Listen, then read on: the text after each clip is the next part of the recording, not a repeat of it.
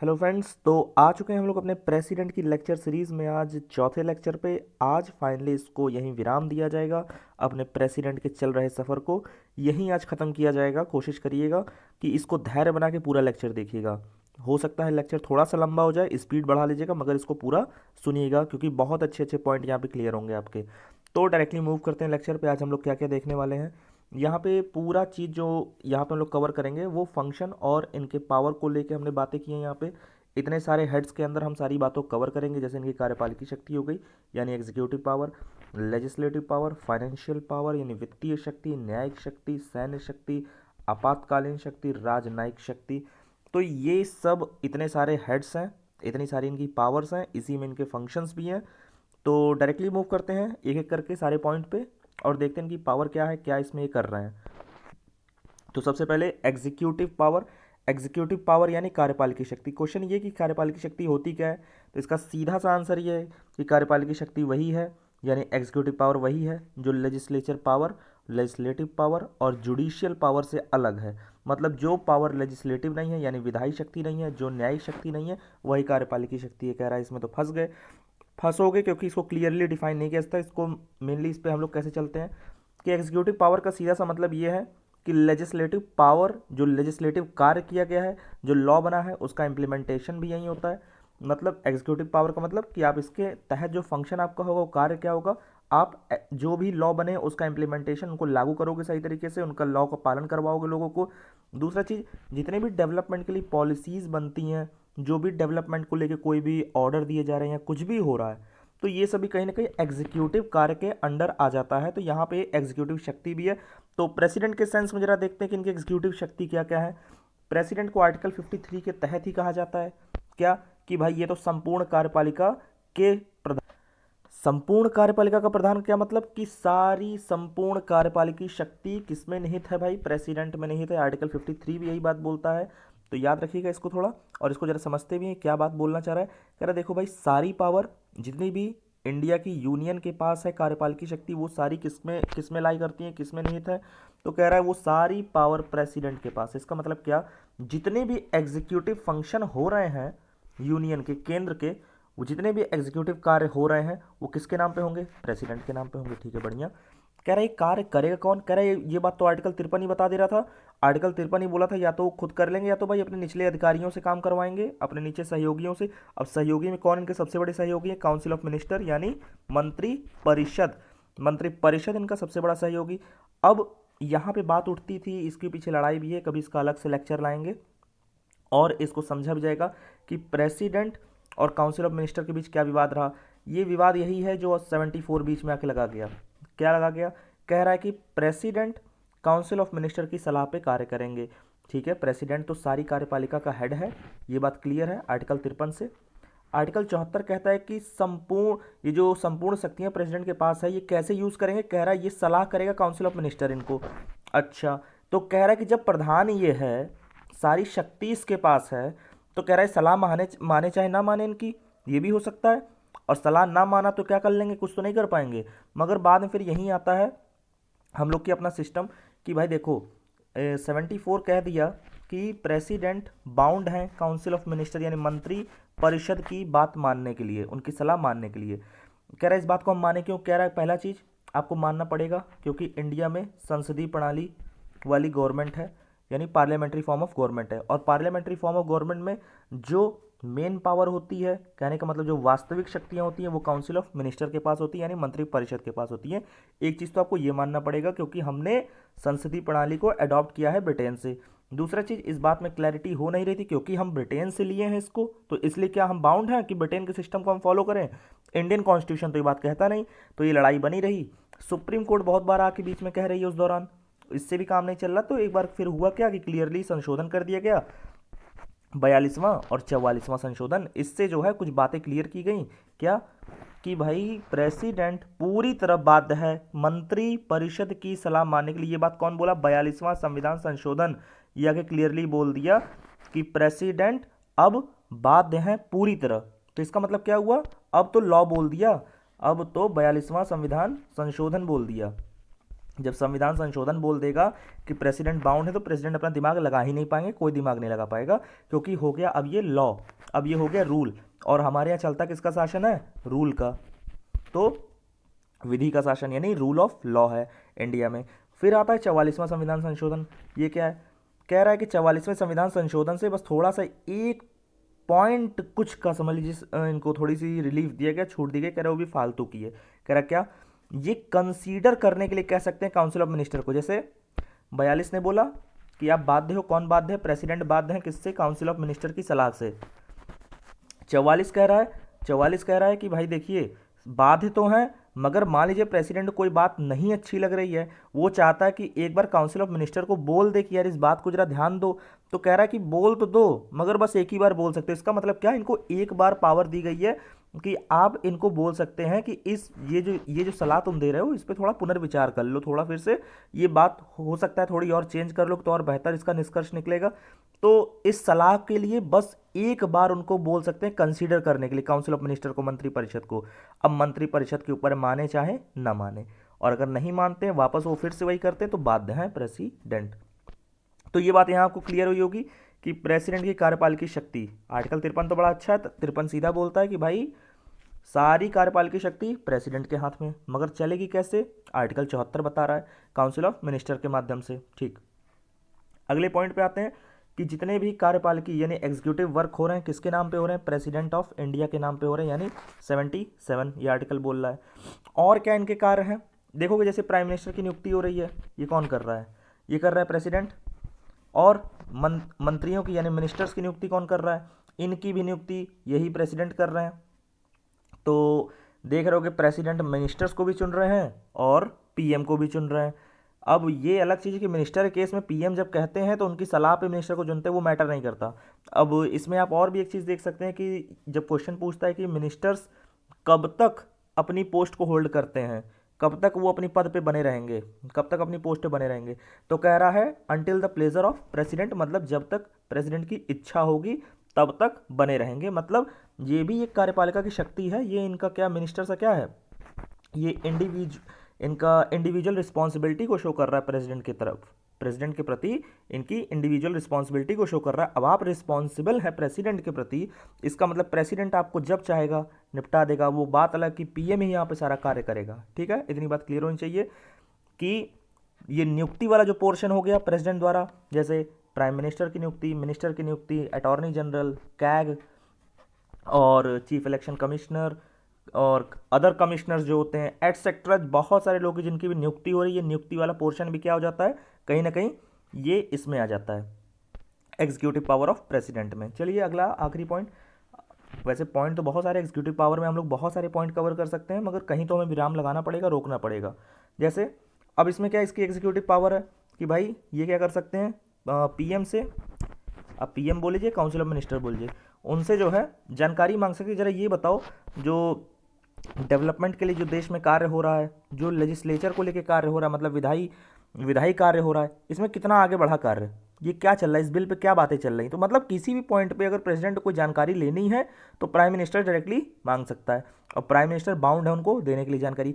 तो ये पावर कौन सी हुई इनकी ये मांगने वाली? क्या ये कहीं लॉ बनवा रहे हैं क्या इस शक्ति से मांग के, या नियुक्ति करके, या काउंसिल ऑफ मिनिस्टर की सलाह मान के कोई कार्य करवाना, ये सब क्या है, कोई लॉ बन रहा है क्या इससे? कह रहा नहीं, ये विधायी शक्ति कहाँ है, प्रेसिडेंट लॉ थोड़ी बना रहा है। कह रहा है क्या कोई जुडिशियल कार्य कर रहा है?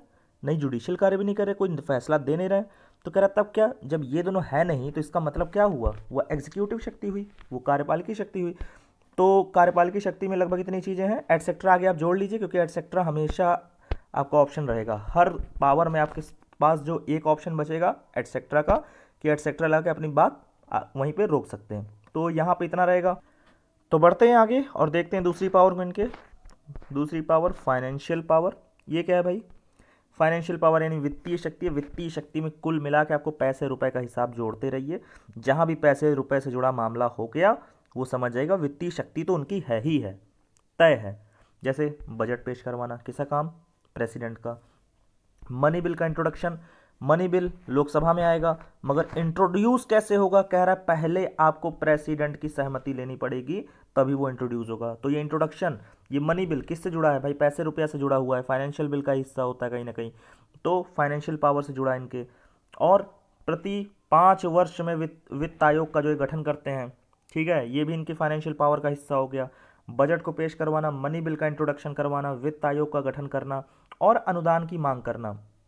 कह रहा है अनुदान जो कॉन्सोलिडेटेड फंड से जो भी पैसा निकालना है, तो कह रहा है कि प्रेसिडेंट की सिफारिश के बिना नहीं होगा। इस पे आप आर्टिकल 113 देख सकते हैं, 112 और 13 पूरा पढ़ेंगे तो आपको समझ में आएगा बेहतर। इस पे अलग से एक लेक्चर ले आऊँगा मैं, मगर इसके लिए भी पोर्शन पे हम लोग जब चलेंगे संसद की तरफ तब वहाँ बेहतर तरीके से इसको पढ़ा जाएगा। मतलब बजट में आप कुल मिलाकर चलिए इनको क्या समझिए, सॉरी बजट कह रहा हूँ, वित्तीय शक्ति में क्या समझिए, इनकी पैसे रुपए से जुड़ी शक्तियाँ क्या है कि भाई बजट इन्हीं के हाथ में है। मनी बिल इनके बिना पास नहीं, इनके बिना उतरेगा ही नहीं लोकसभा में। वित्त आयोग का गठन इन्हीं के द्वारा। अनुदान की मांग, पैसा रुपया निकालना है कॉन्सोलिडेटेड फंड से, इन्हीं की जरूरत पड़ेगी। मतलब प्रेसिडेंट की आप यहाँ पे ये पावर देखिए। आगे बढ़ते हैं, इनकी डिप्लोमेटिक पावर जरा देखिए, जिसको राजनयिक शक्ति भी कह रहे हैं। ये क्या है राजनयिक शक्ति, मतलब ये अब हो रही कि इंटरनेशनल लेवल पे डिप्लोमेसी जैसे चलती है कि हमारी हमारी डिप्लोमेसी कितनी अच्छी है, अब हमारा रिलेशन कितना अच्छा है, हम कितना अच्छा रिलेशन बना के रख रहे हैं दूसरे देश से, हम क्या ट्रीटीज़ कर रहे हैं, कैसे हमारे लोग वहाँ जुड़े हैं। तो ये सारे काम, अब जो इंडिया का रिलेशन दूसरे देशों से रहने वाला है, वहाँ पे इंडिया क्या पॉलिसीज रहती है, क्या कैसी चीज़ें होती है, वहाँ पे नियुक्ति जो हम अपने राजदूतों को भेजते भी हैं, तो ये सारे कार्य इनकी, इनसे जुड़ी पावर ये किसके हाथ में है, ये प्रेसिडेंट के नाम पे होती है और इन्हीं के हाथ में भी हैं। जैसे अब इसको देख लेते हैं एक दो पॉइंट में कि इंटरनेशनल ट्रीटीज़, समझिए जो भी इंटरनेशनल लेवल पे संधि समझौते कुछ भी हो रहे हैं वो किसके नाम पे होंगे, प्रेसिडेंट के नाम पे होंगे। मोदी जी भले जाते हैं मगर होते किसके नाम पे, प्रेसिडेंट के नाम पे। तो पहली चीज़ ये समझ गए होंगे। दूसरी चीज़, विदेश में जो देखते हैं आप लोग इंडिया के राजदूत जा रहे हैं, इंडिया का कोई भी, अब इंडिया ये राजदूत जाते क्यों हैं, इंडियन रिलेशन को बढ़ाने तो जाते हैं। इंडिया की कोई भी बात होगी वहाँ तक पहुँचाने, कम्युनिकेशन बना रहे हमारा बेहतर, कोई भी लेन देन से जुड़ी चीज़ें, तो हर टाइम पीएम या काउंसिल ऑफ मिनिस्टर के मेंबर नहीं पहुँचेंगे, राजदूत ही जाते हैं जो भी इस फील्ड में अच्छे जानकार होते हैं, मोस्टली सिविल सर्वेंट ही होते हैं ये, तो इनको भेजा जाता है। अब कह रहा है कि ये जाएगा कौन, इसकी नियुक्ति कौन करता है, कौन कौन पर्सन राजदूत के रूप में जाएगा, कह रहा है इसकी नियुक्ति भी प्रेसिडेंट के हाथ में होती है। तो ये आप देख लीजिए इनकी डिप्लोमेसी यानी डिप्लोमेटिक पावर, राजनयिक शक्ति यहाँ पे है कि नियुक्ति कौन करेगा, प्रेसिडेंट करेंगे राजदूतों की। जो भी ट्रीटीज होंगी, जो भी संधि या समझौते होंगे वो किसके नाम पे होंगे, प्रेसिडेंट के नाम पे होंगे और किसी के नाम पे नहीं होने वाले। तो पावर किसके हाथ में, प्रेसिडेंट के हाथ में। ये बस पावर है, वो आपको पता ही है कि हो तो रहा है सब काउंसिल ऑफ मिनिस्टर के माध्यम से, यानी ये सारे काम जो होंगे काउंसिल ऑफ मिनिस्टर के सलाह पर ही होते हैं अपने से, उनके पास डिस्क्रिशन नहीं, विवेकीय शक्ति नहीं है यहाँ पे। वो सब प्रेसिडेंट सारे कार्य काउंसिल ऑफ मिनिस्टर के सलाह पर ही करेंगे। ये बात आप एकदम दिमाग में बना लीजिए, बिना काउंसिल ऑफ मिनिस्टर के उनका कुछ भी नहीं होने वाला प्रेसिडेंट का। बढ़ते हैं आगे। अब ये इनकी मिलिट्री पावर, सैन्य शक्ति बहुत इंपॉर्टेंट। आपने आर्टिकल 53 पढ़ा होगा, आर्टिकल 53 ही बताता है कि जितनी भी आर्म्ड फोर्सेज हैं उनका कमांडर कौन होता है, यूनियन की जितनी भी आर्म फोर्स है उनका कमांडर कौन, हमारा प्रेसिडेंट। अब सुप्रीम कमांडर होने का मतलब क्या होता है, पहले देखिए सुप्रीम कमांडर होता है और युद्ध और शांति की घोषणा भी कौन करेगा, प्रेसिडेंट करेगा। इसका मतलब क्या है, देखिए सुप्रीम कमांडर अगर सभी आर्म्ड फोर्सेस का प्रेसिडेंट है, सुप्रीम कमांडर क्या मतलब हुआ कि सुप्रीम कमांड देगा ऊपर से कि भाई हाँ जाओ हमला करो तुरंत, तो अब कमांड आ गया, आदेश आ गया, कोई अदर आदेश आ रहा है ऊपर से, तो ये कमांडर है सुप्रीम, ये अपने सेना को फैसला देगा, ऊपर से आदेश देगा कि आपको ये करना है। तो जैसे ही कमांडर बोल देगा युद्ध, तो इसका मतलब युद्ध की घोषणा कौन कर रहा है, कमांडर कर रहा है, यानी हमारा प्रेसिडेंट करेगा। दूसरी चीज़, अगर शांति की घोषणा करनी है तो भी कौन करेगा, हमारा प्रेसिडेंट करेगा। अब जरा याद करिए, अभी हम लोग 42 और 44वां संविधान संशोधन अभी देखे ऊपर, ये है, ये इसको भी समझ लिए, तो इससे थोड़ा आप आइडिया लगाइए कि अगर संसदीय व्यवस्था ना होती हमारे यहाँ, 42वां 44वां संविधान संशोधन ना हुआ होता और सुप्रीम कोर्ट बार बार अपने जजमेंट में ये सब ना बोली होती इंडिया के सिस्टम को देखते हुए, तो क्या हो सकता था, प्रेसिडेंट कैसे मिसयूज कर सकता था इन पावर्स को। देखिए प्रेसिडेंट है कौन, supreme commander of armed forces, Indian constitution बोल रहा है, कह रहा है कि अगर इंडियंस इस बात से मानने के इनकार हो जाए कि हमारे यहाँ कोई संसदीय प्रणाली है, और मान लीजिए कि हम संसदीय प्रणाली को मान रहे हैं मगर हम कह रहे हैं कि ना हम ब्रिटेन वाली नहीं मानेंगे, ब्रिटेन वाली नहीं मानेंगे, मतलब इंडियन संसदीय प्रणाली, कह रहा है कि इसका क्या मतलब हुआ, कह रहा है नया है बस जान जाओ, तो कह रहा है इसमें मिसयूज़ क्या हो रहा है, कह रहा है प्रेसिडेंट तो भाई सारी आर्मी का हेड है, सारी आर्म्ड फोर्सेस का हेड है। कह रहा है तो कह रहा है जिस दिन उसका मन कर गया ऊपर से फैसला दे देगा, कमांड दे देगा, कहेगा जितने नेता हैं जितने पीएम हैं सबको गिरा के मारो एक लाइन से। अब वो जितने भी काउंसिल ऑफ मिनिस्टर में बैठे हुए हैं गिरा के मारेगा। अब यहाँ से फिर हो क्या, वो अपने आप को देश का रूलर बना लेगा भाई। अब वो रूल करेगा देश पे एक शासक की तरह। तो ये कहीं ना हो जाए कभी, तो इसलिए बहुत ही क्लियर तरीके से हमने समझाया है कि हमारा जो प्रेसिडेंट है वो किसकी सलाह पे कार्य करेगा, काउंसिल ऑफ मिनिस्टर की। और इसको बार बार बाध्य किया गया है 42वें 44वें संशोधन से, 74 आर्टिकल से, सुप्रीम कोर्ट द्वारा। तो ये सब चीज़ों से इसको बांधा जा रहा है कि ना भाई आप काउंसिल ऑफ मिनिस्टर के तहत दबे रहोगे। इसीलिए बोला जा रहा है कि प्रेसिडेंट को इतनी पावर नहीं दे सकते यहाँ पे, ठीक है। तो इतना आप समझते रहिएगा कि मिलिट्री पावर की क्या, सुप्रीम कमांडर हैं और युद्ध और शांति की घोषणा इन्हीं के हाथ में है। चलिए आगे बढ़ते हैं। मान लीजिए कि अगर युद्ध की घोषणा करनी तो इनको कैसे है, युद्ध की घोषणा करेंगे मगर काउंसिल ऑफ मिनिस्टर की सलाह पे करेंगे। अब मान लीजिए कि बोला गया, मोदी जी ने बोला कि भैया पाकिस्तान को मारना है, ऑर्डर दीजिए ऊपर से। अब प्रेसिडेंट साहब कह रहे हैं कि नहीं नहीं ये तुम लोग युद्ध ना करो, गंदी चीज़ है, नुकसान होगा बहुत, पाकिस्तान दुइये गोली तो मारा है, ये दो ही लोग तो हमारे मरे हैं। मगर मोदी जी एकदम तैश में कि ना मारना तो है, आपको हुक्म देना पड़ेगा। कह रहे कि हम हुक्म नहीं देंगे क्योंकि मैं सुप्रीम कमांडर हूँ, मैं बोलूँगा तभी जाएंगे। तो कह रहा क्या वेट करेंगे, कह रहा नहीं नहीं मोदी जी के पास बहुत अल्टीमेट पावर है, वो मारना चालू कर देंगे। कह रहे अब कहाँ गया नियम कि ये सुप्रीम कमांडर है। कह रहा नियम क्या, अब इनका होगा पहले इम्पीचमेंट, पहले तो प्रेसिडेंट हटेंगे। अब सीधा कह रहा क्यों हटेंगे, कह रहा भाई आर्टिकल 74 कह रहा था कि आप बात मानने के लिए बाध्य हो, और आप कह रहे हो कि हम फैसला नहीं देंगे, हम ऑर्डर नहीं देंगे। आपको सुप्रीम कमांडर ही बनाया गया, मगर सुप्रीम कमांडर का जो काम है युद्ध और शांति की घोषणा करना, वो भी आप काउंसिल ऑफ मिनिस्टर की सलाह पे करोगे, मगर आप वो भी नहीं कर रहे हो। और अगर आप नहीं करोगे, आर्टिकल 74 की बात नहीं मानोगे, तो इसको हम मान लेंगे वॉयलेशन ऑफ कॉन्स्टिट्यूशन, यानी संविधान का उल्लंघन। और इस ग्राउंड पे आपका इम्पीचमेंट हो सकता है, आपकी नौकरी जा सकती है प्रेसिडेंट साहब। इसका मतलब क्या, आपकी पोस्ट खाली हो जाएगी, आपको हटा दिया जाएगा। तो इतना समझते रहिएगा। बढ़ते हैं आगे, अगली पावर देखते हैं, इमरजेंसी पावर। अपने आप में एक बड़ा टॉपिक, अलग टॉपिक, इसमें कुछ लिखा नहीं है क्योंकि इसको अलग से लाया जाएगा, समझा जाएगा। याद रखिएगा 3 तरह की इमरजेंसी हमारे यहाँ, एक नेशनल इमरजेंसी, एक प्रेसिडेंट रूल जिसे हम लोग कहते हैं, कुछ लोग स्टेट इमरजेंसी भी कहते हैं, एक होती है फाइनेंशियल इमरजेंसी। ये तीनों इमरजेंसी लगाने की पावर सिर्फ और सिर्फ प्रेसिडेंट में। बस अभी यहाँ पे इतना ही जाने क्योंकि इनकी शक्ति पढ़ रहे हैं हम। तो ये तीनों इमरजेंसी कौन लगाएगा, सिर्फ और सिर्फ प्रेसिडेंट लगा सकता है। बाकी ये टॉपिक अलग है, इसको अलग से लाया जाएगा, अलग से पढ़ाया जाएगा इन डिटेल पूरी तरीके से। बढ़ते हैं अगली पावर, देखते हैं अगला पावर क्या है भाई, जुडिशियल पावर। बहुत बढ़िया, बहुत ही बेहतरीन। अब इससे ज़रा आप लोग समझिए जुडिशियल पावर क्या क्या है इनकी। सबसे पहले जुडिशियल पावर है क्या, जुडिशियल पावर 2-3 चीज़ आ गई।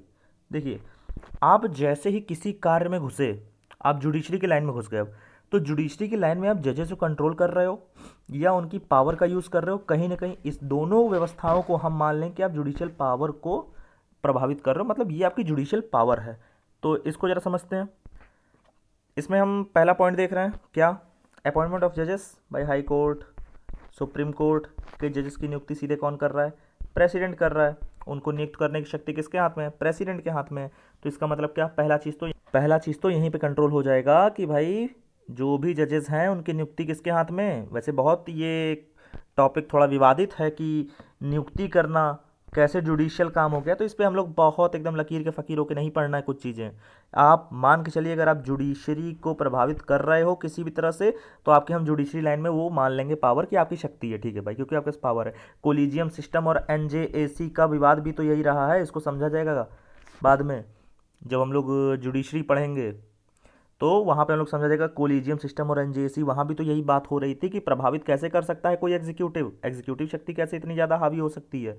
तो इसीलिए एनजेएसी को हटा भी दिया जाता है, कोलिजियम सिस्टम का भी आज भी यही नाटक लगा हुआ है, तो इसको समझा जाएगा। तो कहीं ना कहीं यहाँ पे अभी हम मान के चलना है कि अपॉइंटमेंट ऑफ जजेस की नियुक्ति जो होती है हाई कोर्ट और सुप्रीम कोर्ट के जितने भी जजेस हैं उनकी नियुक्ति कौन कर रहा है, प्रेसिडेंट से हो रही है।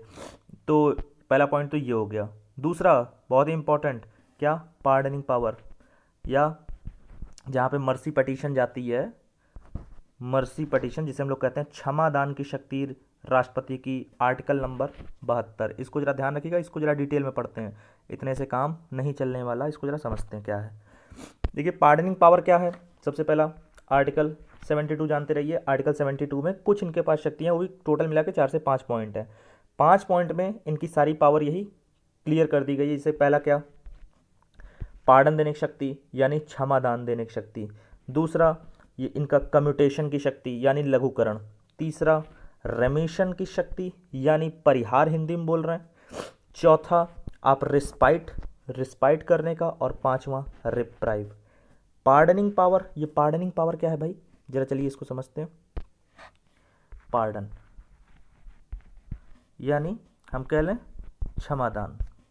ये क्या है भाई, देखिए आपने कोई भी अपराध किया हो, चाहे आपको डेथ की सज़ा मिली हो, चाहे आपको किसी भी अमाउंट के आपको कारावास हुआ हो, 10 साल 12 साल उम्र कैद, किसी भी प्रकार का आपको जेल या इम्प्रिजनमेंट हुआ है, कह रहा है कैसी भी आपकी सज़ा है, अगर प्रेसिडेंट ने पार्डन कर दिया तो इसका मतलब मान लेंगे कि आपकी सज़ा बिल्कुल ज़ीरो हो गई। ज़ीरो इसका मतलब क्या, आप तो बिल्कुल एकदम प्योर हो, अब एकदम मशीन से निकले हो कि आपने कभी कोई अपराध किया ही नहीं था। प्रेसिडेंट की नज़र में अगर आ गया ये बात कि हाँ भाई इस पर्सन ने तो कुछ किया ही नहीं है, तो इस पर्सन ने कुछ नहीं किया, तो अगर वो पार्डन दे रहे हैं तो मान के चलेंगे कि उस पर्सन ने सच में कभी कुछ नहीं किया, भले किया हो चाहे ना किया हो सकता है परिस्थिति ऐसी रही कि उसको करना पड़ा हो, तो कंडीशन कुछ भी हो सकती है, अपराध हुआ हो मगर कुछ सिचुएशन ऐसी बनी हो कि भाई उसकी बहन का या तो रेप कर रहे हो या फैमिली में कोई ऐसा कुछ घटनाएं हो गई, उसको झूठा फंसा दिया गया, बाद में क्लियर एविडेंसेस हो चुके थे, सुप्रीम कोर्ट के बाद भी कुछ एविडेंसेस और रखे गए, तो उसको प्रेसिडेंट को लगा कि नहीं यार ये लड़का ये आदमी सही है अपनी जगह, तो उसको पार्डन कर सकता है, वो उसके पास पावर है। और पार्डन का मतलब क्या हो गया, सीधा सीधा जीरो, आप तो बिल्कुल एकदम प्योर हो, आपसे आपके द्वारा कभी अपराध हुआ ही नहीं था, तो ये हो गया। दूसरा क्या है, दूसरा है कम्यूटेशन। कम्यूटेशन इसको हिंदी में कह रहे हैं लघुकरण। लघुकरण ये क्या है भाई, ये क्या बला है। पार्डनिंग तो समझ गए होंगे, पार्डनिंग में बिल्कुल जीरो हो जा रहा है सब कुछ। कह रहा है इसमें क्या है, कह रहा है इसमें जो एक प्रकार की सजा है उसके स्थान पे दूसरी सजा दे देंगे। कह रहा है ऐसा क्या मतलब है, कह रहा है जैसे मान लीजिए किसी को मृत्यु दंड मिला है, किसी को डेथ मिली है, ये एक प्रकार की सजा है डेथ देना, इसकी जगह पे हमने दे दिया इसको मान लो कि आजीवन कारावास। आजीवन कारावास यानी लाइफ इम्प्रिजनमेंट, ये कारावास की फील्ड में आने वाली सजा है और ये डेथ लटकाने वाली सजा है इनको। तो कह रहा है दोनों सजाएं अपने आप में अलग अलग हैं, दोनों का प्रकार ही अलग है। अब यही एक फाइन होता, फाइन का प्रकार जेल वाला नहीं है, ये अलग प्रकार की सजा है। कह रहा है डेथ अलग प्रकार की है, जेल भेजना इम्प्रिजनमेंट में भेजना ये अलग प्रकार की है। जेल भेजने में सब कुछ आ जाएगा, आपका लाइफ इम्प्रिजनमेंट भी आ जाएगा, किसी अमाउंट तक का हो सकता है, 2 साल 10 साल 5 साल ये सब भी आ जाएगा, रिग्रेस सिंपल आ जाएगा, तो ये सब फाइन एक अलग प्रकार का सजा हो गया। तो कह रहा है क्या, एक प्रकार की सजा है उसके स्थान पे दूसरे प्रकार की सजा। कम्यूटेशन में क्या हो जाता है कि भाई इसको डेथ सेंटेंस मिली थी, चलो चलो इसे कम करके अब इसको आजीवन कारावास कर दे रहे हैं, ठीक है। तो ये आप समझते रहिएगा, इसमें इसका ये एग्जांपल हो जाएगा। फिर तीसरे नंबर पे चलते हैं, रेमिशन। रेमिशन इसको हिंदी में कह रहे हैं परिहार। परिहार इसमें क्या है भाई, दो तरह का आप समझ गए, एक में सजा का प्रकार बदलना, एक में पूरी तरह एकदम शून्य कर देना सजा कि आप तो कभी दोषी थे ही नहीं, मगर लघुकरण में जो हुआ कम्यूटेशन में उसमें दोषी आपको मानते हैं। अब इसमें क्या है, इसमें जो आपको पनिशमेंट मिली है, जो आपको दंड मिला है, उसका टाइम पीरियड कम कर दिया जाएगा मगर उसका नेचर नहीं बदलेंगे। इसका मतलब क्या, टाइम कम कर दिया जाएगा मगर जो नेचर होगा, जो प्रकृति होगी सजा की, उसमें कोई बदलाव नहीं होगा। इसको जरा एग्जांपल समझते हैं। मान लीजिए किसी व्यक्ति को दंड मिला है 10 साल का, और कैसा मिला है, कठोर कारावास यानी रिगरस इम्प्रिजनमेंट, ठीक है, ये बात क्लियर। कह रहा है हम टाइम को कम कर देंगे, 10 से घटा के 5 कर दीजिए, मगर नेचर प्रकृति ये नहीं बदलेंगे, ये कठोर ही रहेगी। कह रहा है यही हम टाइम बदल देंगे। परिहार का मतलब रेमिशन, रेमिशन में क्या होता है, दंड की जो टाइम होती है, टाइम लिमिट, उसको हम कम कर देंगे, मगर जो नेचर है वो तो आपको उसी तरह झेलना पड़ेगा। रिगरस इम्प्रिजनमेंट थी 10 साल की या 5 साल की पहले से, उसको कम करके 3 साल कर दिए, तो यही होता है रिमिशन यानी परिहार। अगला देखते हैं निलंबन यानी रेस्पाइट। रेस्पाइट, इसको कह रहे हैं निलंबन। भाई ये निलंबन का क्या मतलब है? निलंबन, चलिए देखते हैं। 3 प्रकार का आपने देख लिया। अब इसमें क्या है, सबसे पहले इसमें ध्यान रखिएगा, ये ऐसे नहीं हो रही है, इसमें कुछ विशेष परिस्थिति को देखा जाता है। किसी पर्सन के विशेष परिस्थिति को देख के उसमें सजा को कुछ कम कर देते हैं या सजा में कुछ बदलाव करते हैं।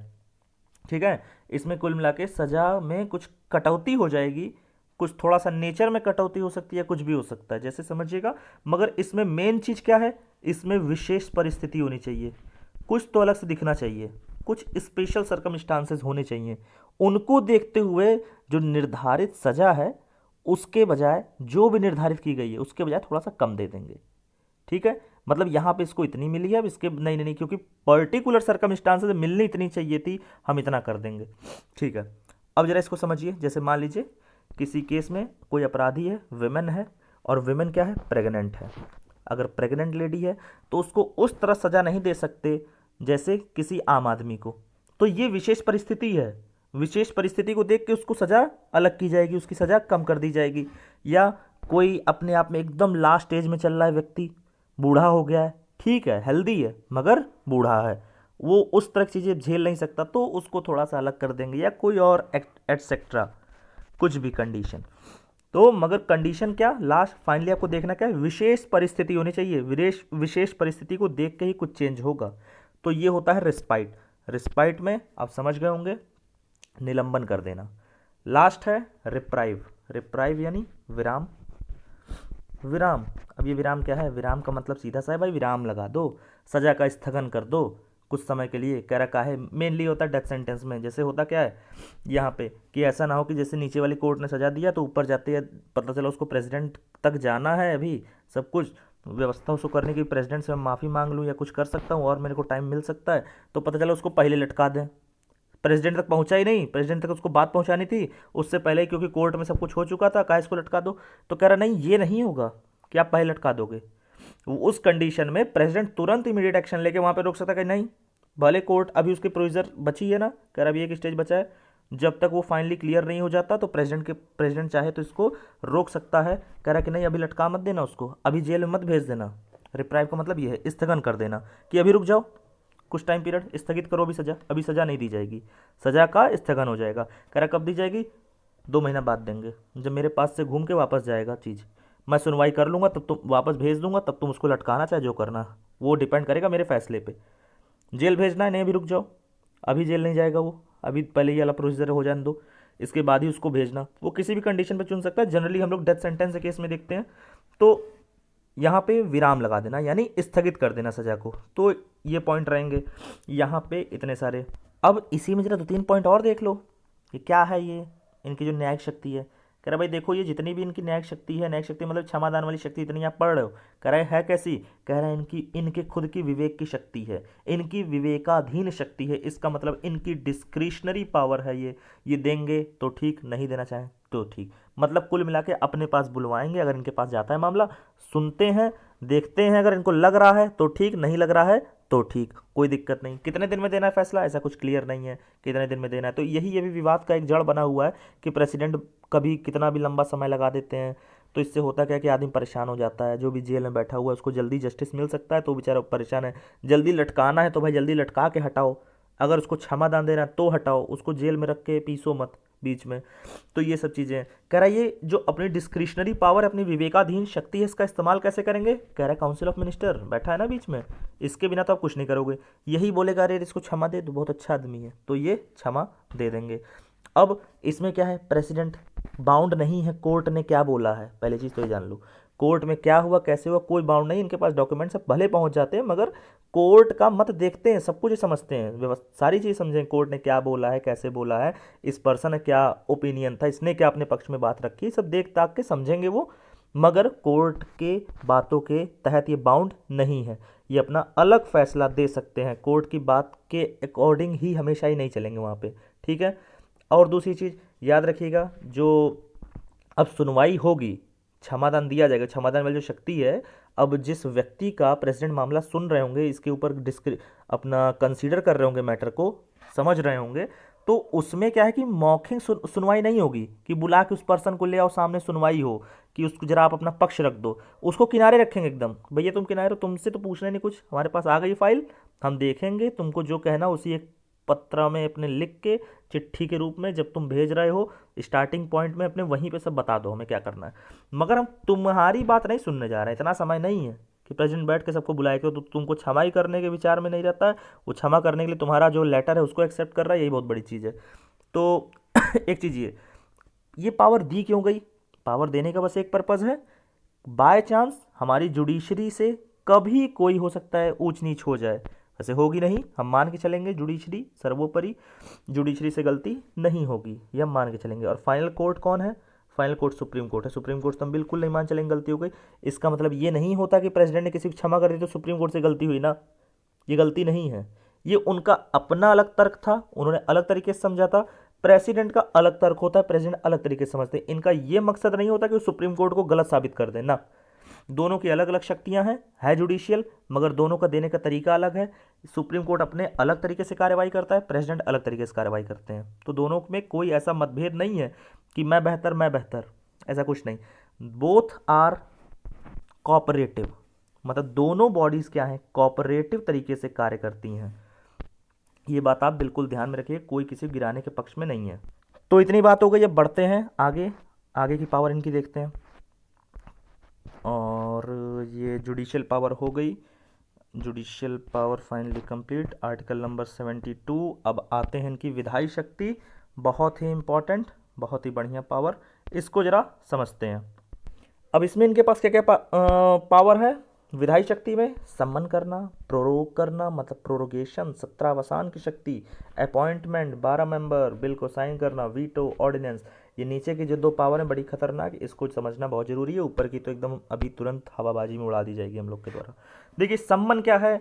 सम्मन का मतलब होता है कि लोकसभा प्लस राज्यसभा, किसी भी सदन को अगर सम्मन करना होगा तो प्रेसिडेंट दोनों को सम्मन, जैसे इसका एग्जांपल हम लोग को मिलता है जॉइंट सिटिंग में, जब जॉइंट सिटिंग के लिए किसी बिल पे अगर विवाद हो जाता है कि लोकसभा कह रहा है कि हाँ इसको पास करना है, राज्यसभा कह रहा है कि इसको नहीं पास करेंगे तो इतना संशोधन करके करेंगे, तो ऐसे कंडीशन में क्या होता है, ऑर्डिनरी बिल के केस में सीधा सीधा क्या हो जाता है, जॉइंट सिटिंग बुलवाई जाती है। तो यहाँ पे क्या होता है, सम्मन करा जाता है, आ जाओ भाई दोनों सदन, दोनों को बुलवा लीजिएगा। तो सम्मन का एक एग्जाम्पल हमें यहाँ पे ये दिखता है कि लोकसभा और राज्यसभा को सम्मन करके बुलवा लिया जाएगा।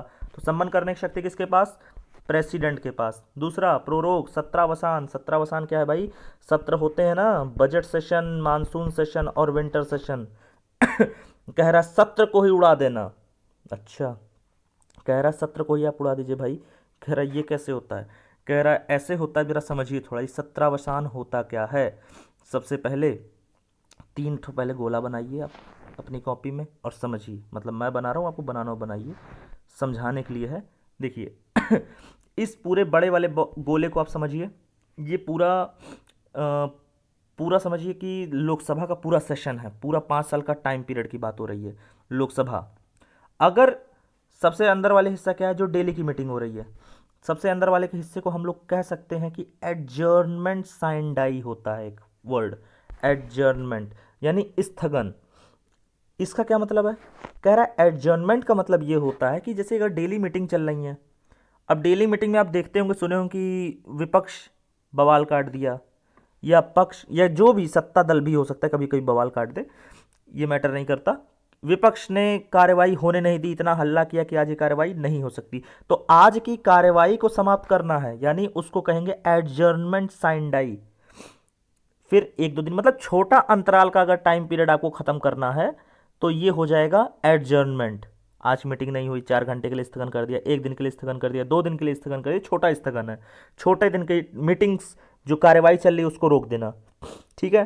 तो इसे कहते हैं एडजर्न कर देना, एडजर्न हो गया आज सदन। तो दूसरा क्या है? दूसरा आता है प्रोरोगेशन। प्रोरोगेशन क्या है? प्रोरोगेशन कह रहा है, एक तो मीटिंग के हिसाब से डेली मीटिंग, अगर कोई दिक्कत हो रही है, डेली कार्यवाही में कोई दिक्कत हो गई तो स्थगन कर देना। एक होता है पूरे सत्र को ही स्थगन कर देना। सत्र कितने? बजट, मानसून और विंटर, देखते होगे कि फरवरी से मई तक का बजट हो जाता है, जुलाई से सितंबर तक का मानसून हो जाएगा और नवंबर से दिसंबर तक का आपका विंटर हो जाता है। तो ये सत्र होता है, इतने टाइम का एक सत्र होता है, एक सत्र चल रहा है। तो कह रहा है कि अब ये सत्र उड़ाने की जिम्मेदारी किसकी? कह रहा है यहाँ पे इन्वॉल्वमेंट एडजर्न करने के लिए प्रेसिडेंट की जरूरत नहीं है। अगर आप ये दूसरा, ये तो एडजर्न कौन करता है? जो स्पीकर स्पीकर कर देगा या चेयरमैन कर देगा, स्पीकर या चेयरमैन ऑफ राज्यसभा। तो इसमें जो है प्रेसिडेंट का रोल नहीं होता। जो डेली मीटिंग हो रही है इसमें कोई भी प्रेसिडेंट का रोल नहीं कि इसको स्थगन करने, डेली मीटिंग को स्थगित करने के लिए आपको प्रेसिडेंट की जरूरत पड़ेगा। करेक्ट, प्रोरोगेशन से प्रेसिडेंट की जरूरत है। कह रहा है कि अब काउंसिल ऑफ मिनिस्टर ने कह दिया कि ना भैया पूरा सदन ये सत्र ही आप उड़ाइए। कह रहा है मान लीजिए जैसे बजट सत्र चल रहा है, फरवरी से मई वाला जो पोर्शन है वो बजट सत्र चलेगा, तो बजट सत्र को अब मान लीजिए पूरा उड़ाना है, खत्म करना है, इसको हटाइए, पूरा स्थगित करिए। तो इसके लिए जो टर्मोलॉजी होती है वो हिंदी में कहते हैं सत्र की समाप्ति यानी सत्रावसान, और इंग्लिश में कह रहे हैं प्रोरोग कर देना यानी प्रोरोगेशन। इस पूरे सत्र को काउंसिल ऑफ मिनिस्टर की सलाह पर उड़ा दिया जाएगा, खत्म हो जाएगा, सीधी बात।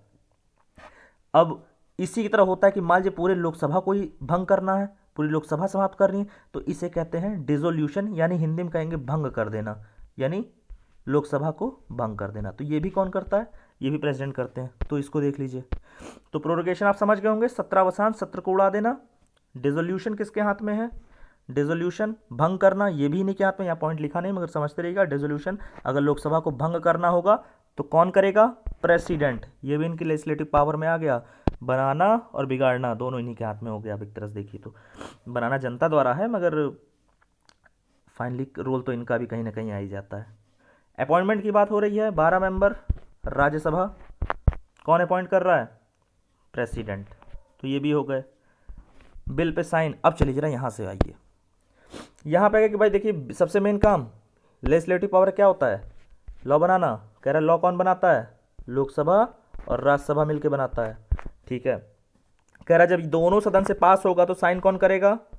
तभी बिल बनता है, बिल एक्ट में कन्वर्ट होता है, यानी विधेयक अधिनियम बनता है।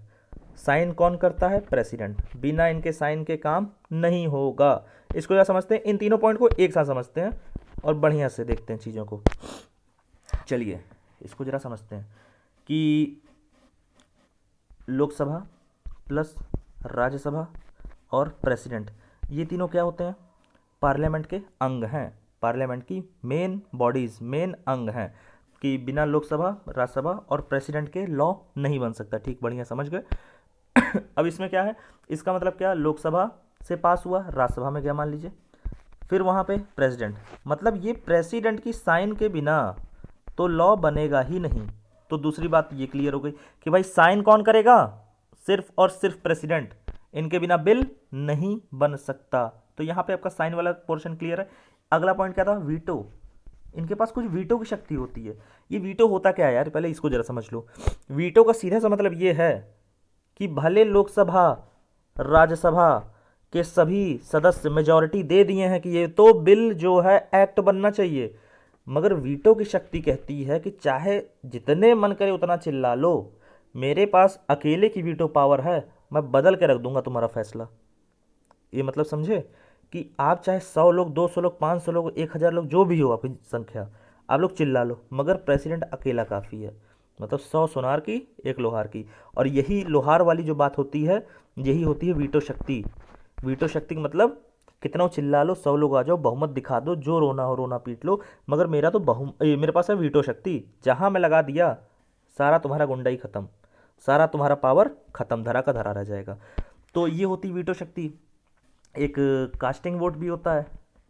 कास्टिंग वोट अलग होता है, वीटो अलग होता है। कास्टिंग वोट क्या होता है? जब देखोगे सदन में, जैसे लोकसभा का एग्जांपल ले लें, लोकसभा में किसी बिल को पास करने की बात आ रही है, तो वहाँ पे बराबर मान लीजिए जितने भी लोग उपस्थित हैं, 100 लोगों ने, 100 ने हाँ बोल दिया, 100 ने ना बोल दिया। अब कह रहा है इस पर कास्टिंग वोट देना जरूरी है। कास्टिंग वोट मतलब इसको पास करने के लिए एक एक्स्ट्रा वोट तो चाहिए ना, क्योंकि ये तो टाई हो गया मामला। टाई होने के केस में कौन जाएगा? अब कह रहा है स्पीकर वोट देता है। तो ये कास्टिंग वोट देने की पावर किस कब आती है? जब टाई हो जाए मामला।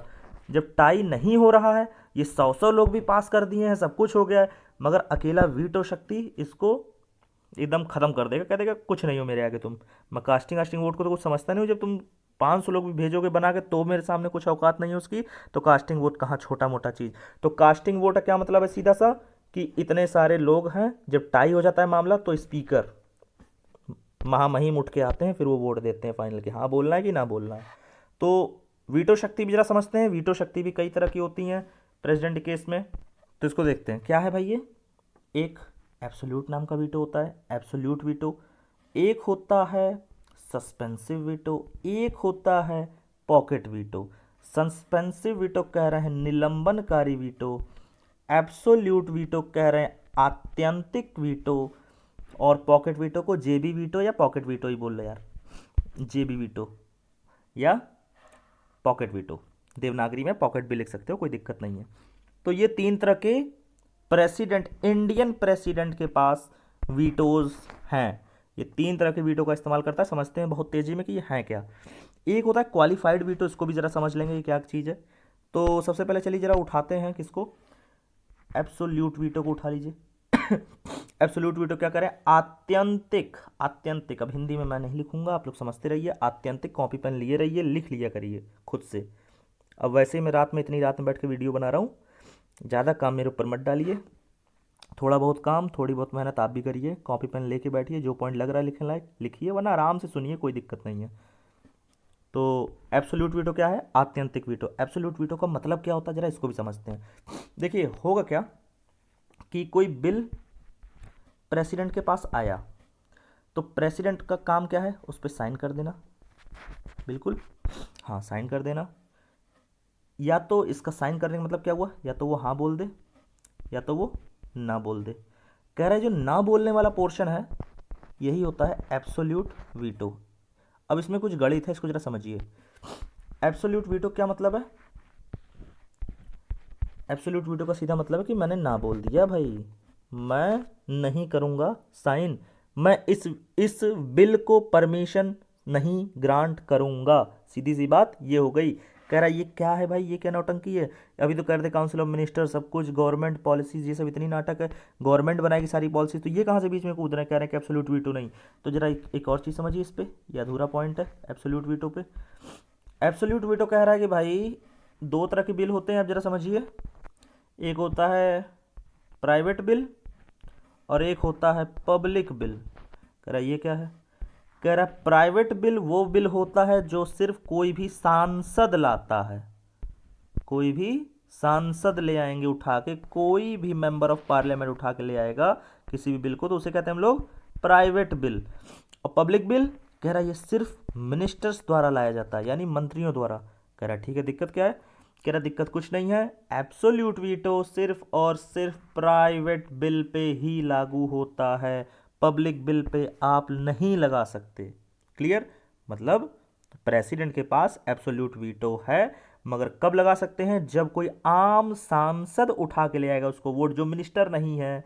आप अगर मिनिस्टर ने, सिर्फ सांसद ही आपके हाथ में, और आप ले आए बिल, आप कोई भी बिल ले आए, इंट्रोड्यूस करा दिए, सब कुछ हो गया, पास भी होने की स्टेज में बचा हुआ है, मगर प्रेसिडेंट कह रहा ना साइन तो नहीं करूँगा, तो क्या कर लोगे, कह रहा कुछ नहीं भाई, कर क्या लेंगे, क्योंकि मैं तो प्राइवेट सदस्य था, प्राइवेट मेंबर बिल लाया था, कुछ नहीं कर पाऊंगा। कह रहा पब्लिक बिल, कह रहा पब्लिक बिल को छू मत लेना, दिक्कत हो जाएगी तुमको। तो इसका मतलब क्या, एब्सोल्यूट वीटो के केस में पब्लिक बिल पे ये लागू नहीं होता, पब्लिक बिल पे ये लागू नहीं होता एब्सोल्यूट वीटो। ठीक है, इतनी बात क्लियर है। कह रहा क्या कभी कंडीशन बन सकती है एब्सोल्यूट वीटो लागू हो जाए, कह रहा हाँ बिल्कुल हो सकती है। एग्जाम्पल के रूप में इसको भी समझते हैं। देखिए मान लीजिए लोकसभा से पास है प्लस राज्यसभा से पास है, प्रेसिडेंट के पास गया है, मगर जब तक वो साइन कर दे उससे पहले सरकार गई, उसके पहले सरकार डूब गई, सरकार गिर गई, सरकार चली गई, ठीक है, लोकसभा भंग हो गया। तो अब कह रहा है कि नई सरकार आई, नई गवर्नमेंट आई, कह रहा ठीक है, नई गवर्नमेंट ने प्रेसिडेंट को बोला कि ये वाला बिल समाप्त करो, इसका मतलब इसे विदहोल्ड करो, इसका मतलब इसको सीधा बोल दो मैं इसको साइन नहीं करूंगा। तो उस कंडीशन पे उस दोनों सदन से पास हुए पब्लिक बिल पे भी प्रेसिडेंट एब्सोल्यूट वीटो लगा सकते हैं, यानी आत्यंतिक वीटो लगा सकते हैं। तो एब्सोल्यूट वीटो आपको समझ में आएगा। दूसरा वीटो समझते हैं, सस्पेंसिव वीटो। सस्पेंसिव वीटो ये क्या है भाई, इसे कहते हैं निलंबनकारी वीटो। जरा इसको समझिए क्या है ये भला। इसमें होता क्या है कि बिल जैसे ही आया या तो हाँ बोल दे, या तो यस बोल दे, या तो नो बोल दे, या तीसरा ऑप्शन क्या बोल रहा है कि पुनर्विचार के लिए वापस सदन में भेज दे। ध्यान से, क्या है ये पुनर्विचार के लिए, तीसरा पॉइंट नया है, ये पुनर्विचार के लिए उस बिल को वापस भेज देंगे प्रेसिडेंट की, भाई जरा एक बार फिर से देखो, कुछ मुझे गड़बड़ लग रहा है इस प्रावधान में, थोड़ा सा सुधार कर लो। कहा ठीक है देख लेते हैं।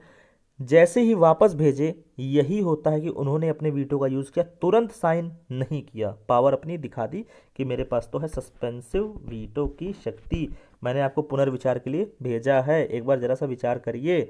और विचार करने के बाद ये एक चीज़ और होता है कि जैसे प्रेसिडेंट ने वापस भेज दिया संसद को, पार्लियामेंट को, अब पार्लियामेंट के सदनों को क्या करना है, अपने अपने हाउस से पास करना है। अगर हाउस से पास करके आप अगर वैसे ही भेज देंगे दोबारा, चाहे चेंज करिए चाहे ना करिए, मगर आप सिंपल मेजॉरिटी से अगर वापस भेज दे रहे हैं उसको प्रेसिडेंट के पास, तो प्रेसिडेंट दोबारा उस पर कोई एक्शन नहीं ले सकते, वापस उनको पास करना ही पड़ेगा, याद रखिएगा।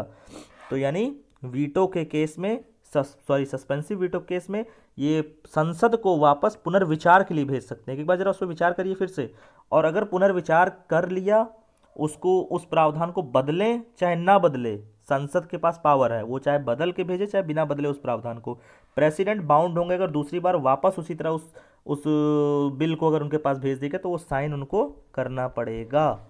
तो ये हो गया आपका सस्पेंसिव वीटो, ठीक है। अगला देखते हैं पॉकेट वीटो।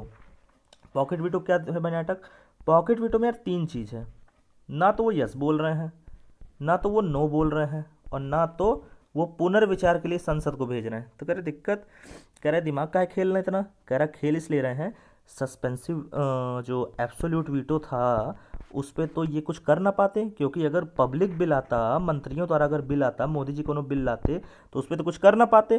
कह रहा तब, कह रहा दिमाग लगाए हैं, कह रहा ये रख लिए हैं अपनी जेब में उठा के, इसको ऐसे बोला जाता है कि इसको उठा के अपनी जेब में रख लें, इसका मतलब ये नहीं कि पॉकेट में रख लेते हैं, इसको बस जेब में बोला जाता है कि जो प्रेसिडेंट ने ना तो उस पर हाँ बोल रहे हैं यार, ना तो ना बोल रहे हैं, उसको अपने ना तो पुनर्विचार के लिए भेजा, क्योंकि पुनर्विचार के लिए अगर भेज देंगे तो वापस अगर आ जाएगा तो उनको फिर से उसको मानना पड़ेगा।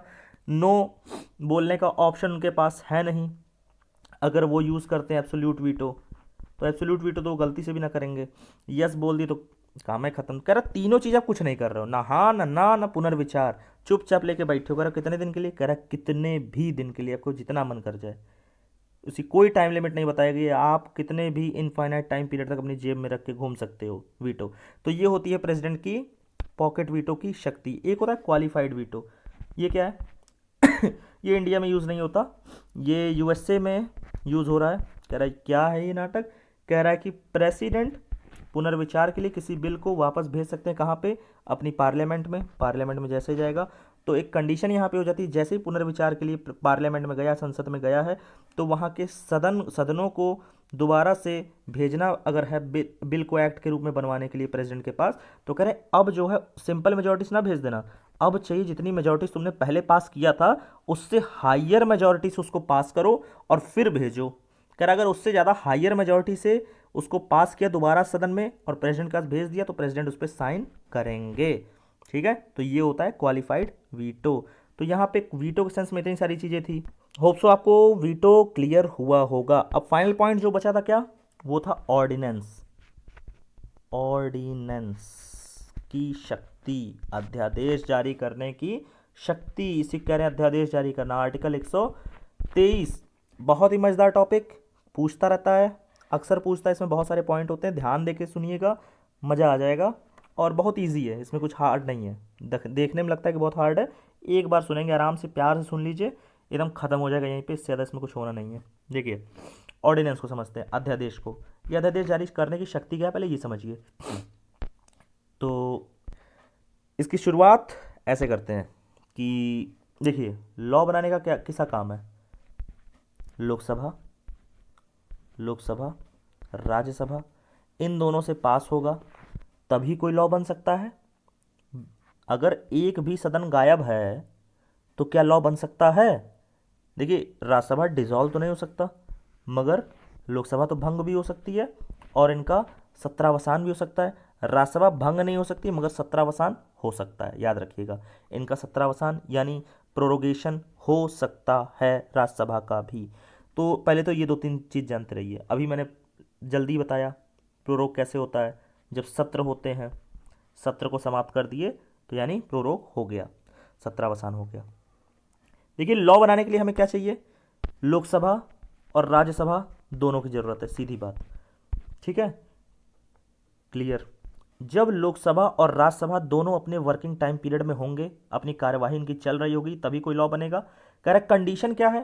कह रहा है कंडीशन अध्यादेश की ये है कि दोनों सदन या कोई एक सदन सत्र में नहीं है। किसमें नहीं है? सत्र में, यानी सत्रावसान हो गया है या सत्रावसान कर दिया गया है, या हो सकता है कि उनका एक सत्र बीता है, वही 1 महीने का गैप भी मिलता है, हर सत्र के बाद 1 महीने का गैप मिलता है, उसके बाद दूसरा सत्र चालू होता है। तो दूसरा सत्र के पहले का मान लीजिए टाइम पीरियड है, तो ये हो सकती है कंडीशन कि एक सदन या दोनों सदन किसमें नहीं है? सत्र में नहीं है। तो ऐसी कंडीशन में प्रेसिडेंट लॉ बनाने की पावर रखता है, और वही लॉ बनाने की पावर क्या कहलाती है? अध्यादेश। इसी कह रहे हैं कि वो अध्यादेश जारी करने की शक्ति उसके पास है। ठीक है, क्लियर हुई इतनी बात? तो कब करेगा? जब एक सदन मान लीजिए अभी है सत्र में नहीं है। भाई, एक भी सदन अगर गायब हो जाएगा, कैसे आप लॉ बना लोगे? नहीं बना सकते ना। तो इसलिए दोनों सदन हमें चाहिए, इसीलिए कह रहा है कोई एक सदन या दोनों सदन सत्र में नहीं है, तो उस कंडीशन पे प्रेसिडेंट अध्यादेश जारी कर सकता है, सीधी बात। अब ये है क्या अध्यादेश? कह रहा है एक टेम्परेरी लॉ है। क्या है? टेम्परेरी लॉ है। इसका मतलब क्या? कह रहा है कुछ लिमिटेड टाइम पीरियड के लिए है। कह रहा का है भाई? कह रहा है एकदम इमरजेंसी वाली सिचुएशन थी। इमरजेंसी मतलब इमरजेंसी लगी नहीं है, एकदम इमीडिएट नीड थी उस लॉ की, और ये काम बस प्रेसिडेंट कर सकते थे तुरंत। तो प्रेसिडेंट कर सकते थे, और प्रेसिडेंट के अलावा या कौन कर सकता था? पार्लियामेंट। कह रहा है पार्लियामेंट का तो सत्र में ही नहीं है हाउस, एक हाउस या दोनों हाउस सत्र में ही नहीं है। जब एक भी गायब हो जाएगा तो लॉ तो बन नहीं सकता। और जब लॉ की है इमीडिएट जरूरत, कह रहा है कैसे पूरी की जाए? जनता की जरूरत है। कह रहा है जनता की जरूरत है, प्रेसिडेंट को आगे बढ़ाइए, प्रेसिडेंट दे देंगे ऑर्डिनेंस, ऑर्डिनेंस जारी कर देंगे, अध्यादेश जारी कर देंगे। कह रहे कि अध्यादेश का कैसा लॉ होता है? कह रहा टेम्परेरी लॉ होता है। कह रहा बढ़िया, समझ में आ गया, इतनी बात क्लियर। कह रहा है किस पे लॉ बना सकते हैं? कह रहा है कि ये हर उस विषय पे लॉ बना सकते हैं जिस विषय पे पार्लियामेंट के पास पावर थी लॉ बनाने की। तो पार्लियामेंट के पास पावर कब कब की होती? कौन कौन से विषय पे? कह रहा है एक संघ सूची में, यानी जो भी तुम्हारी यूनियन लिस्ट होती है। दूसरा कॉन्करेंट लिस्ट। ठीक है, कॉन्करेंट लिस्ट में जितनी भी चीज़ें हो सकती हैं उस पर भी लॉ बना सकते हैं, क्योंकि कॉन्करेंट लिस्ट में जो भी तुम्हारी स्टेट और यूनियन दोनों लोग लॉ बना सकते हैं, तो इसमें भी बन जाती है यानी समवर्ती सूची से कह रहे हैं। और एक होता है रेसिड्री, रेसिड्री पावर कुछ होती है पार्लियामेंट के पास। कह रहा है ये क्या होता है? कह रहा है जो तीनों सूचियों में, संघ सूची, राज्य सूची और समवर्ती सूची, यूनियन लिस्ट, स्टेट लिस्ट और कॉन्करेंट लिस्ट, तीनों में अगर कोई सब्जेक्ट कवर नहीं हो रहा है तो उस सब्जेक्ट पे भी कौन लॉ बनाता है? पार्लियामेंट, यानी रेसिड्री पावर, रेसिड्री विषय कुछ इन पे भी कौन बनाएगा? पार्लियामेंट बना सकती है। तो इसका मतलब क्या? ऐसे विषय जिनका जिक्र किसी भी सब्जेक्ट में नहीं, किसी भी सूची में नहीं है, तो उस पर भी लॉ कौन बना सकता है? यानी ऑर्डिनेंस कौन जारी कर सकता है? प्रेसिडेंट। प्रेसिडेंट ऑर्डिनेंस जारी कर सकते हैं उस विषय पे। संघ सूची के विषय में ऑर्डिनेंस जारी कर सकते हैं। सिर्फ कॉन्करेंट सूची के विषय में, मतलब कॉन्करेंट लिस्ट के विषय में प्रेसिडेंट जारी कर सकते हैं, याद रखिएगा। और कब? क्या स्टेट लिस्ट के भी केस में हो सकता है? कह रहा हाँ हो सकता है। कब हो सकता है? कह रहा जब स्टेट इमरजेंसी प्रेसिडेंट रूल लगा होगा तो सारी पावर लॉ मेकिंग किसके पास आ जाती है? पार्लियामेंट के पास आ जाती है। तो इमरजेंसी के केस में अगर प्रेसिडेंट रूल लगा हुआ है किसी राज्य में, तो उस राज्य की जो भी स्टेट लिस्ट के भी सब्जेक्ट होंगे उससे जुड़े पावर किसके पास आ जाएंगी? पार्लियामेंट के पास आ जाएंगी। वो निर्देश देंगे, वैसा ही लॉ बनेगा पार्लियामेंट के अकॉर्डिंग। ठीक है, तो इतनी चीज़ क्लियर होगी। तो किन किन विषयों पे लॉ बना सकते हैं? कह रहा है हर उस विषय पे जिस पे पार्लियामेंट को शक्ति थी लॉ बनाने। कह रहा है इनके लॉ का प्रभाव कैसा होगा? कह रहा है इनके लॉ का प्रभाव बिल्कुल उसी लॉ की तरह होगा जैसे पार्लियामेंट से पास किया गया हो कोई लॉ, ऐसा एकदम प्रभाव होगा, उससे नीचे का नहीं समझा जाएगा। कह रहा बात तो ठीक है। कह रहा कि अभी तो तुम बोले टेम्परेरी लॉ है, और टेम्परेरी लॉ तो इसका मतलब कुछ टाइम लिमिट तो होगी। कह रहा हाँ टाइम लिमिट है, बिल्कुल है, टेम्परेरी लॉ है तो इसका मतलब टाइम लिमिट होगी। कह रहा है क्वेश्चन यही पूछता है कि कितने दिन की टाइम लिमिट है। कह रहा है मैक्सिमम टू मैक्सिमम इसको 6 मंथ प्लस 6 वीक्स। कह रहा है 6 महीने और 6 हफ्ते तक ही बस, प्लस 6 हफ्ते लागू किया सकता है। कह रहा है ये क्या नाटक है। कह रहा देखो समझो, ज़्यादा से ज़्यादा सत्र कब तक गायब हो सकता है, कोई भी सदन सत्र में कब तक नहीं हो सकता। कह रहा है कि ये पार्लियामेंट का क्या सिस्टम है कि भाई ज़्यादा से ज़्यादा 2 सत्रों के बीच बस 6 महीने का गैप हो सकता है, 6 मंथ, 6 माह का गैप हो सकता है। तो बहुत मान लो कि एकदम लास्ट स्टेज पे जाके अगर कोई सदन का सत्र खत्म हुआ तो बहुत ज़्यादा अगर गायब हो सकता है, तो कितना कब तक गायब हो सकता है। कह रहा 6 मंथ, 6 महीने के बाद तो दूसरा सत्र चालू होगा ही होगा। तो इतनी बात क्लियर है। फिर से इसको जरा ध्यान दीजिए अच्छे से कि कोई भी दो सत्रों के बीच का गैप कितना हो सकता है, ज़्यादा से ज़्यादा मैक्सिमम 6 माह। मतलब एक सत्र अगर इस पॉइंट पर अगर ख़त्म हो रहा है तो बहुत ज़्यादा आप गैप कर सकते हो 6 माह। 6 महीने के बाद आपको उस सदन की कार्रवाई चालू करनी पड़ेगी, उस सत्र की, अगले सत्र की। तो कह रहा है कि अगर मान लो प्रेसिडेंट द्वारा अगर ऑर्डिनेंस लाया जा रहा है तो वो कब लाया जाता है। कह रहा जब कोई भी सदन सत्र में नहीं होता है। कह रहा सत्र में कब तक नहीं हो सकता। कह रहा मैक्सिमम तो 6 ही महीना नहीं हो सकता ना। अगर यहाँ पे अगर गायब हुआ तो 6 महीने बाद तो उसको आना पड़ेगा, और 6 महीने बाद आना पड़ेगा मतलब पार्लियामेंट दोबारा से चालू हो जाएगी, और पार्लियामेंट दोबारा से चालू होगी तो असली कार्य किसका आ जाएगा। कह रहा पार्लियामेंट का। तो इसके बाद नियम दिया हुआ है कि जैसे ही पार्लियामेंट अपनी वर्किंग में वापस आएगी, अपने सत्र में वापस आएगी, जैसे ही कोई दोनों सदन आ जाएंगे अपने वर्किंग में, तो उस दौरान maximum to maximum 6 week, sorry 6 माने 6 वीक के अंदर अंदर उस दोनों सदनों से पास कराना पड़ेगा उस ऑर्डिनेंस को। अगर वो ऑर्डिनेंस पास नहीं हुआ, मतलब सदन में अगर 6 हफ्ते में उस ऑर्डिनेंस को, उस अध्यादेश को अगर पास नहीं कराया गया तो मान लेंगे कि वो अध्यादेश समाप्त हो गया है। मतलब 6 हफ्ता में अगर कोई जवाब नहीं दे रहा है सदन, कोई कुछ नहीं बोला, पार्लियामेंट से पास ही नहीं हुआ, उस पर चर्चा ही नहीं हुई, तो मान लेंगे 6 हफ्ते में अपने आप समाप्त। ठीक है, अब इसको देखते हैं समाप्त कैसे कैसे हो सकता है। प्रेसिडेंट खुद समाप्त कर सकते हैं ऑर्डिनेंस को, ठीक है, और पार्लियामेंट में फिर जाता है, पार्लियामेंट में भी जा सकता है। कह रहा पार्लियामेंट में कैसे। कह रहा 6 हफ्ते में वो अगर कोई जवाब ना दें, 6 हफ्ता, तो 6 हफ्ते में अगर कोई जवाब ना दे तो मान लेंगे कि अपने आप समाप्त। कह रहा 6 हफ्ते से पहले एकदम एक्सप्रेसली बोल के उसको समाप्त कर दें। कह रहा ठीक है। तो ये कुछ कंडीशन दिख रही हैं आपको यहाँ पे। पहला चीज़ क्या कि प्रेसिडेंट द्वारा, एक, दूसरा 6 हफ्ते में कुछ नहीं बोला गया, तीसरा क्या दिख रहा है कि पार्लियामेंट द्वारा 6 हफ्ते से पहले ही उसको समाप्त कर दिया जाए। तो इतनी बातें देखने के बाद आपको क्लियर हो गया होगा। ज़्यादा से ज़्यादा 6 माह गैप हो सकता था, प्लस 6 हफ्ते जो टाइम पीरियड लग रहा है उसको पास कराने में, तो 6 हफ्ते 6 वीक, तो ज़्यादा से ज़्यादा यही 6 माह और 6 हफ्ते, यही टाइम पीरियड आपका आंसर होगा। एग्जाम में इसी तरह पूछता है, तो इसको याद रखिएगा। आगे बढ़ते हैं। अब लगभग ये शक्तियों वाला टॉपिक खत्म हो गया है, इसमें कुछ एक्स्ट्रा पॉइंट है, जल्दी जल्दी आप देख लीजिए इसको भी और क्लियर करिए। तो इसको देखते हैं। इसमें पहला पॉइंट क्या कह रहा है। क्या देखिए 1967 में पहली बार अगर किसी प्रेसिडेंट का इलेक्शन जो है चैलेंज किया गया था तो वो थे जाकिर हुसैन। उनका इलेक्शन चैलेंज हो रहा है, याद करिएगा। चैलेंज होता है तो कौन सुनवाई करता है, सिर्फ और सिर्फ सुप्रीम कोर्ट चैलेंज को सुनवाई करके उसमें फैसला देती है। मतलब किसी भी ग्राउंड पर अगर कोई विवाद उठा इलेक्शन को लेके तो इनके इलेक्शन को पहली बार चैलेंज किया जा रहा है, किसको, जाकिर हुसैन को। वीवी गिरी के भी इलेक्शन को चैलेंज किया गया। अब ये निर्विरोध चुनाव कौन सबसे पहले भाई जीत रहा है 1977 में, नीलम संजीव रेड्डी, ये जो है निर्विरोध जीत गए अकेले। उसके बाद पहले मुस्लिम जो भी प्रेसिडेंट बन रहे हैं जाकिर हुसैन। अब यहाँ पे जो पहले सीजीआई जो कार्य संभाल रहे हैं प्रेसिडेंट का, ये कौन है, हिदायतुल्ला सीजीआई थे। कब की बात हो रही है, 1969 का टाइम है ये। 1969 में एक कार्यवाहक राष्ट्रपति के रूप में कार्य कर रहे हैं। याद है ना कि प्रेसिडेंट जब होता है पोस्ट पे, मान लीजिए इनकी पोस्ट खाली हो गई तो वाइस प्रेसिडेंट आएगा।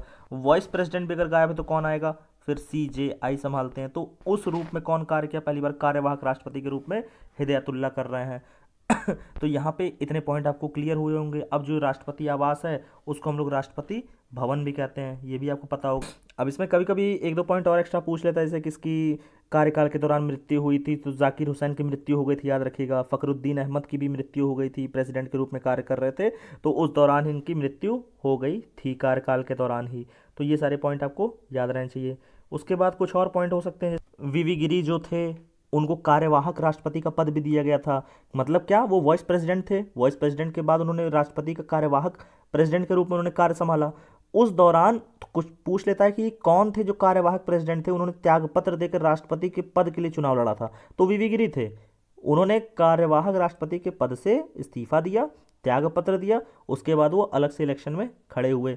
अब ये जो पॉइंट बन रहा है कौन सा, ये राष्ट्रपति भवन वाला, इसको भी जरा समझते रहिएगा। 1950 तक इसे कह रहे हैं वॉइसराय हाउस।